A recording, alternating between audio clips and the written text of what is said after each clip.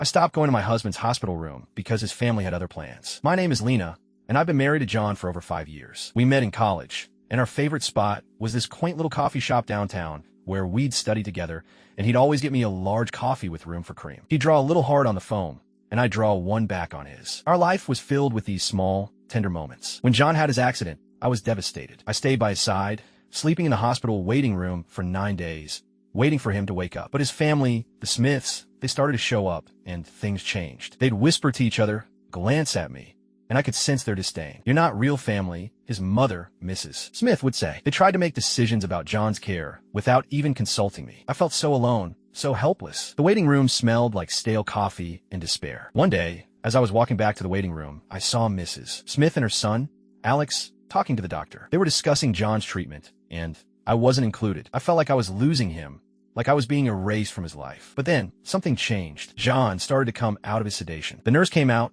and told us that he was awake. As we all rushed to his room, I was stopped by Mrs. Smith. "You can't go in there," she said. But I didn't care. I pushed past her and stood by John's bedside. And then I heard it. "Lena," he whispered, his voice barely audible. My heart skipped a beat. He was calling for me, not his mother, not his brother, but me. Before anyone else could react, he reached out with his fragile hand, past all of them, and grasped mine. In that moment, everything else faded away. It was just us, just like it had always been. "I'm here, John," I said, trying to hold back tears. "I've been here the whole time." His hand was warm, his grip weak, but determined. It was a small gesture, but it spoke volumes. It told me that no matter what his family said, no matter what they tried to do, John knew who his real family was. And in that hospital room, surrounded by the beeping of machines and the cold stares of his family, I felt a sense of peace, a sense of belonging. I was home, and I was exactly where I was meant to be.